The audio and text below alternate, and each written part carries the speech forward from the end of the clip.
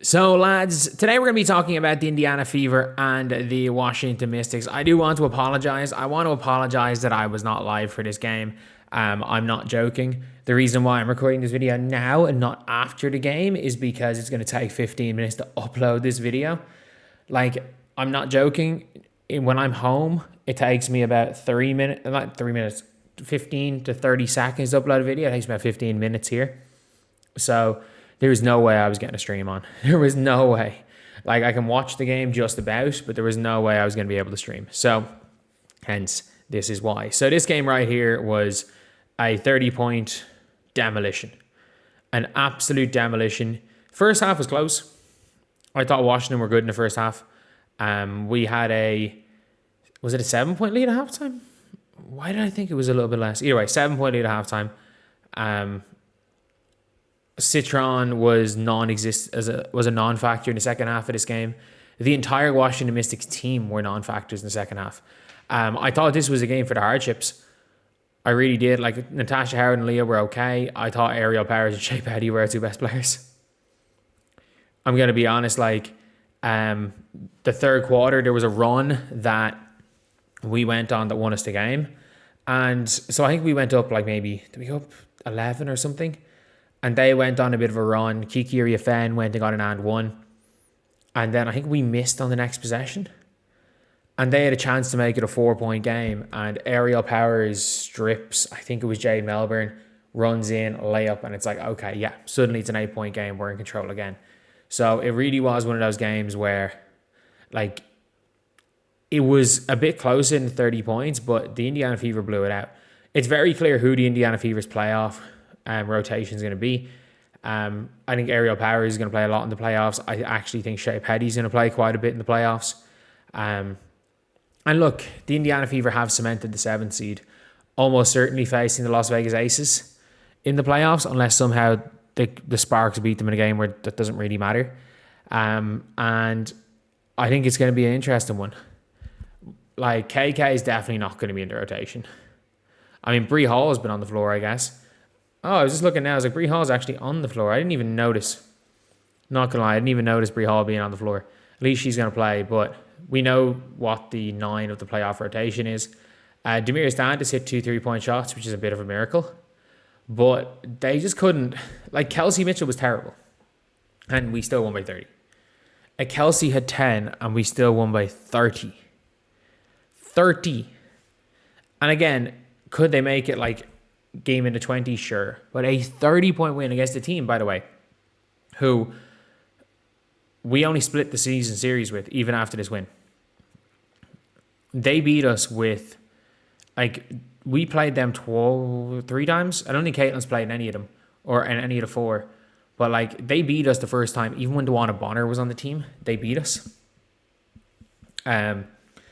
They beat us for their last win. Ironically, as Damiris Dantas goes into another 3. It's about time, Dantas. It's about freaking time. But basically, this is a team that has given us trouble. This is a team that wants to beat us. This is a team that wants to kill us. The difference is that, like, they aren't the same team without Brittany Sykes, and they've been mentally in Cancun for the last number of games. They're going to go on a 10-game losing streak probably to end the year. They're absolutely in Cancun. No question about that. This team is happy out. Everyone that's going to be on the roster, we know is going to be on the roster. Bree Hall, Brick the pull-up. One player that I really do want to look for in free agency is try to convince Emily Angsler to come back, please. Emily Angsler will be such a big addition as, like, I mean, she was getting DMPs to start the year.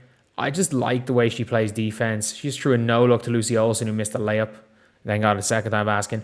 I like the way she can shoot it a bit. She's like not quite like a Sophie Cunningham, but she's that archetype of player that you can just put in anywhere.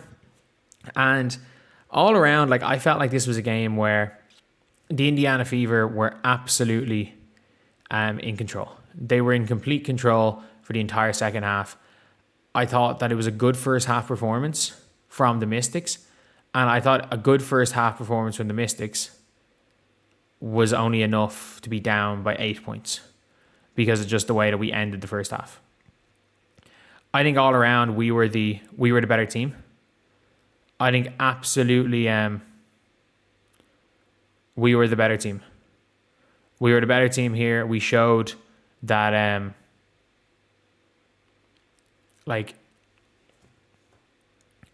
we showed that pretty much.